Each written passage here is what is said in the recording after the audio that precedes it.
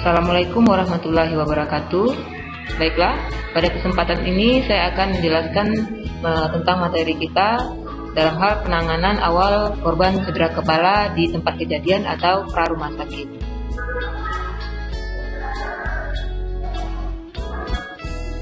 Hal pertama yang harus kita pahami dan ketahui bersama yaitu bagaimana pentingnya penanganan awal cedera kepala. Jadi pasien cedera kepala yang mengalami yang disebabkan biasanya oleh satu kecelakaan itu memerlukan penanganan yang cepat dan tepat di tempat kejadian. Dan hasil yang dilakukan pada saat penanganan di lapangan itu menentukan hasil tindakan selanjutnya yang dilakukan oleh petugas kesehatan di pelayanan kesehatan. Jadi di sini orang yang pertama kali menemukan di tempat kejadian itu berperan penting dalam memberikan dalam keselamatan korban untuk tindakan berikutnya. Padahal kita tahu bersama bahwa yang menemukan korban biasanya adalah belum tentu atau kebanyakan bukan petugas kesehatan ataupun orang yang mendapatkan pelatihan tentang penanganan penanganan pertama pada korban. Nah, disinilah diperlukannya satu pelatihan bagi semua pihak untuk mengetahui bagaimana pertolongan pertama dalam penanganan korban, dalam hal ini penanganan korban cedera kepala. Yang terutamanya yang sangat penting di lapangan adalah cara imobilisasi atau membatasi pergerakan dari kepala dan leher korban. Kemudian apa saja tindakan penanganan awal yang harus diberikan di lapangan? Yang pertama yaitu jangan memijat daerah kepala atau leher yang mengalami cedera. Jadi pasien cedera kepala itu jangan diberikan gerakan yang berlebihan apalagi dengan menekan atau memijat daerah kepala. Yang kedua, pindahkan penderita dengan cara sejajar dan awasi pergerakan sendi kepala dan leher serta tulang belakang. Jadi intinya korban tersebut harus posisi sejajar antara kepala, leher, dan tulang belakang itu istilahnya dalam satu garis. Jadi korban dalam posisi berbaring di tempat yang datar. Jadi di sini tindakan untuk pengangkatan korban tidak bisa dilakukan oleh satu orang. Kemudian baringkan penderita dan pertahankan posisi kepala sejajar dengan leher. Jadi di sini penderita dibaringkan intinya dalam posisi yang di tempat yang datar. Tidak boleh di tempat yang bergelombang apalagi dalam posisi duduk. Kemudian bila penderita masih sadar, jangan memberikan minum atau makanan kepada korban. Jadi sering kesalahpahaman di kita bila ada orang mengalami satu musibah atau mengalami satu keterkejutan langsung diberikan bayakan korban, di mana korban bisa saja mengalami penurunan fungsi seperti fungsi menelan. Bila diberi makan atau minum malah nanti menimbulkan muntah yang bisa masuk ke dalam saluran pernapasan.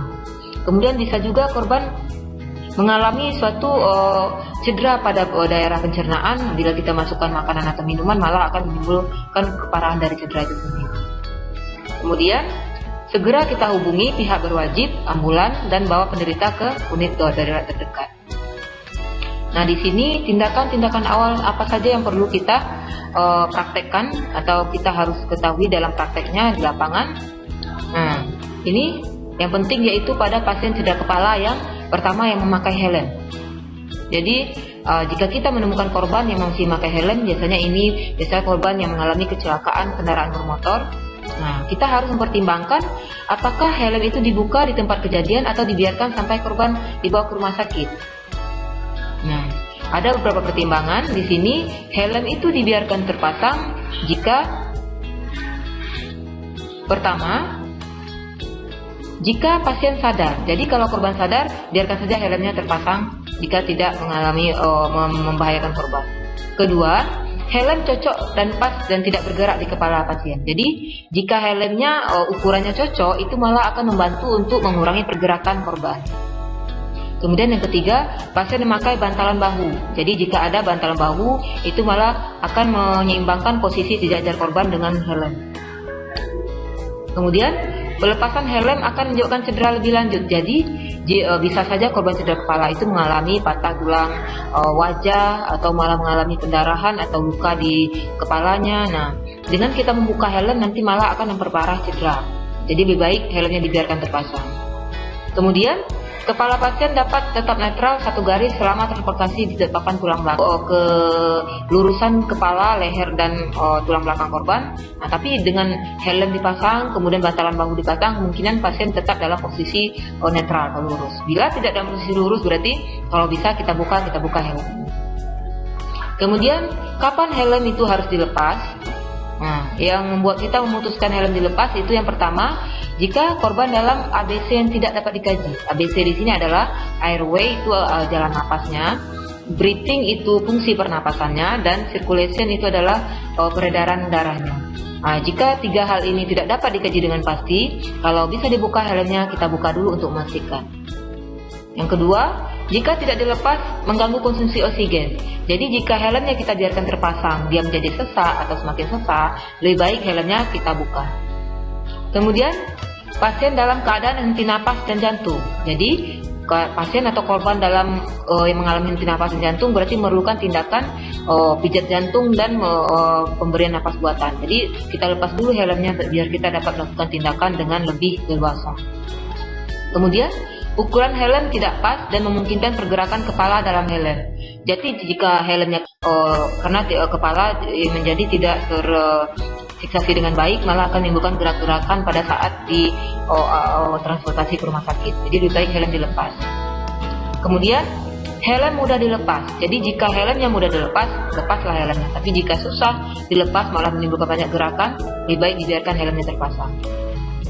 Kemudian ada penolong satu lagi yang menjaga stabilisasi netral satu garis. Jadi, jika kita sendirian, kita tidak bisa membuka helm. Jadi, membuka helm yang aman itu harus dilakukan paling tidak oleh dua orang. Satu orang lagi itu memastikan kepala dalam posisi stabil dan satu garis.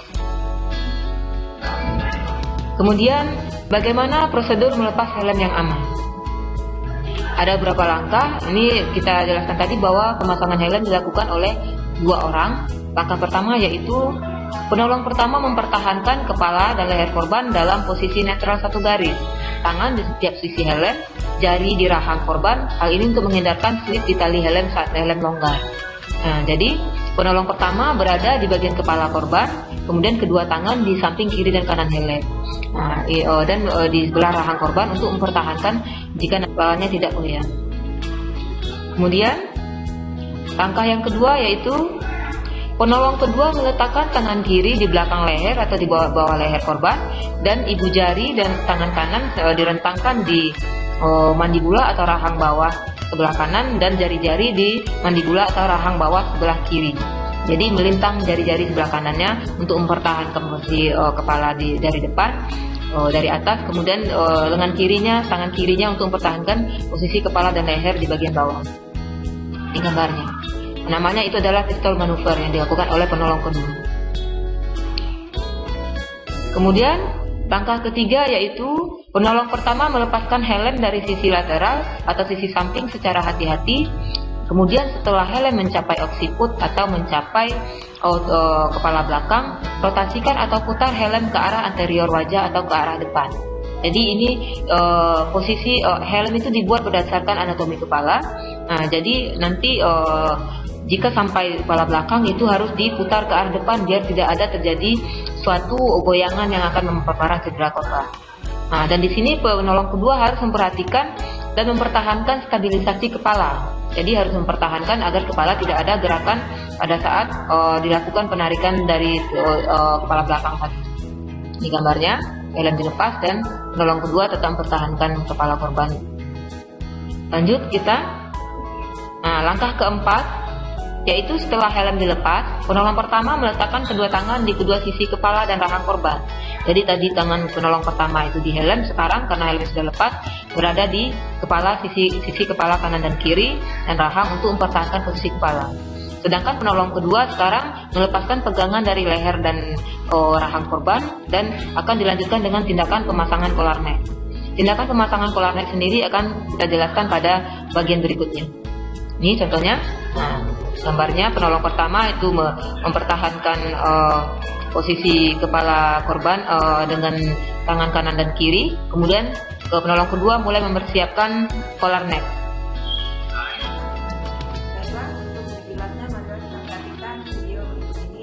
Assalamualaikum warahmatullahi wabarakatuh. Baiklah, pada kesempatan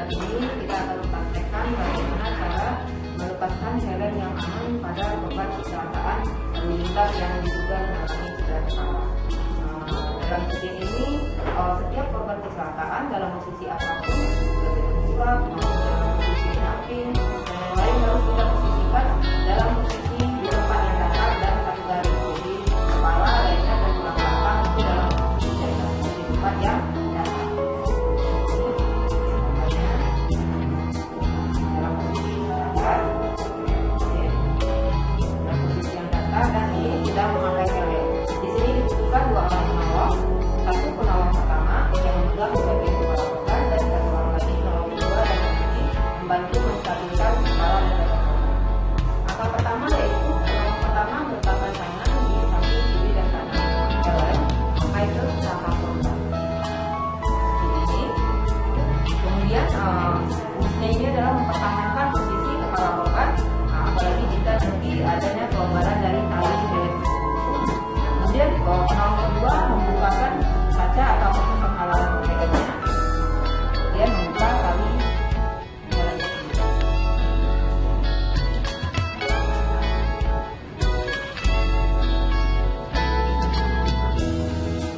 Oke, setelah itu penolong kedua meletakkan tangan kiri di bawah leher, tangan kanannya di rahang bawah tidak betul seperti itu. Itu pistol manuver untuk mempertahankan agar nanti tidak ada gerakan pada saat dilepas helm. Kemudian penolong kedua pertama membuka helm pelan-pelan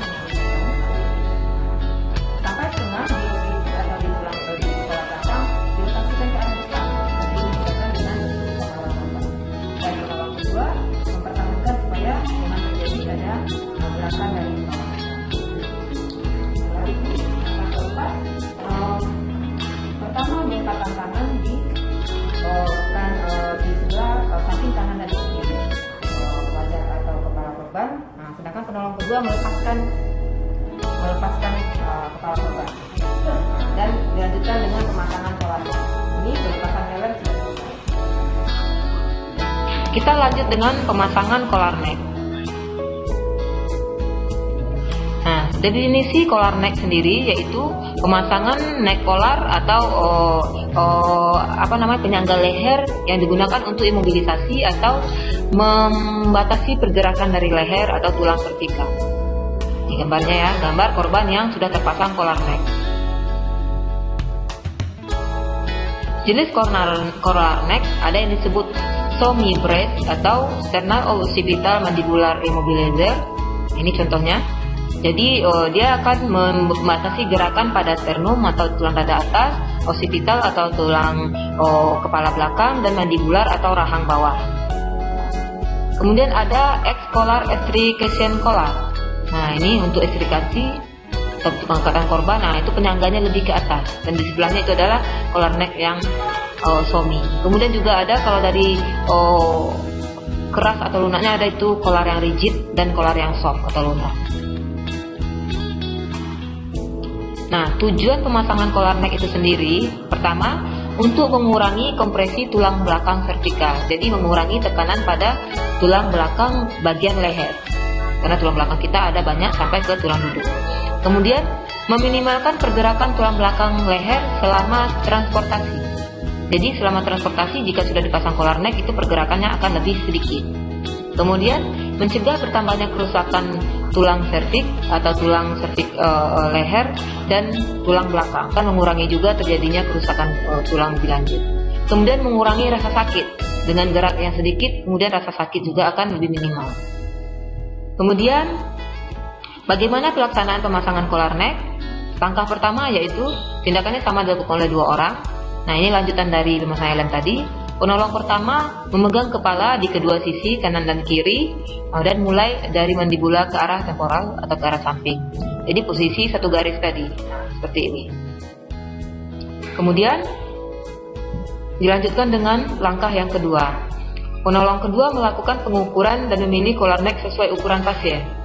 Jadi diukur dulu dengan jari-jari ke leher korban. Kemudian di berapa jari yang kita dapatkan, misalnya 4 jari atau 5 jari di leher korban, nah, maka kita paskan di collar neck bagian samping.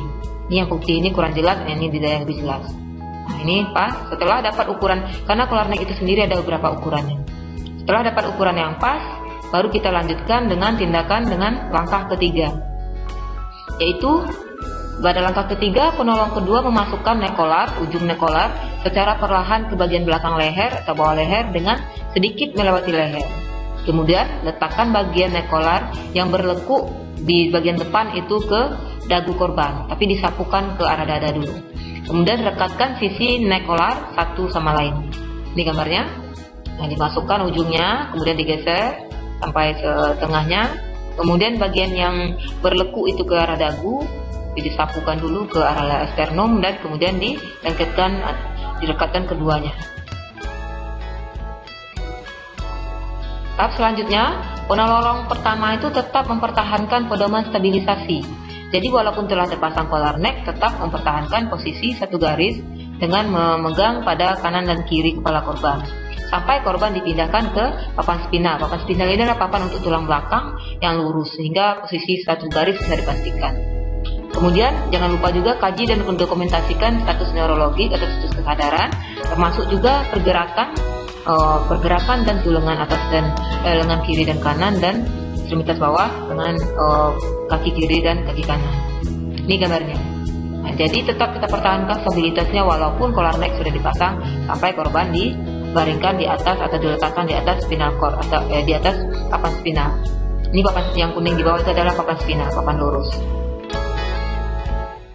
Nah, demikian penjelasan saya tentang penanganan awal pada korban kecelakaan yang mengalami cedera kepala di tempat kejadian atau di pra-rumah sakit. Terima kasih atas perhatiannya.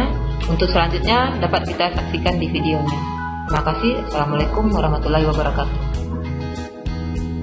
Baiklah, selanjutnya kita lanjutkan dengan penolong collarnya. Langkah pertamanya yaitu penolong pertama kita mengamankan sisi kepala korban sampai ke rahang korban dan ke dada. Kemudian penolong kedua mengukur dulu, menaruh jarinya di atas jari, mungkinan 4 atau 5 jari, 5 jari, dan dipasang dengan collar neck yang ada di atas. Yang ada soft collar neck, berarti pas 5. Kemudian lanjutkan dengan memasukkan pelat dari yang bawah itu ke dalam, masukkan ke dalam pelan-pelan, menunjukkan sedikit ke atas, sudah tekan dulu. Kemudian bagian depannya disapukan ke dada, kemudian ditekankan ke dagu, oke, ke dagu, ditarik yang sebelah bawah, dan direkatkan.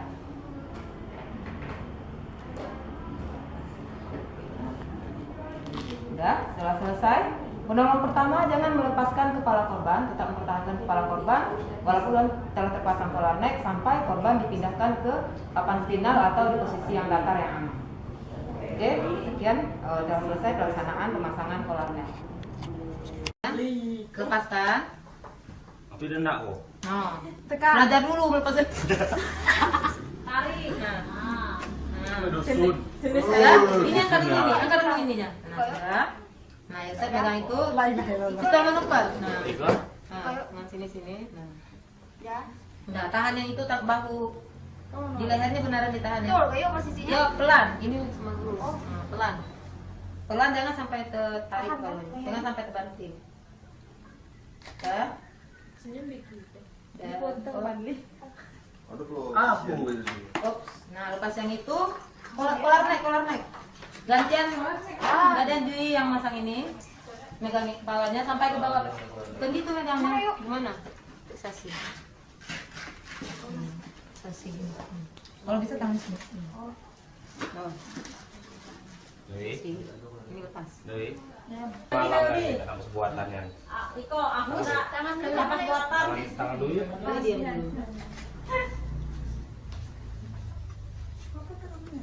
Diam dulu. Mana ini? Sakit tak berarti? Nah, sudah.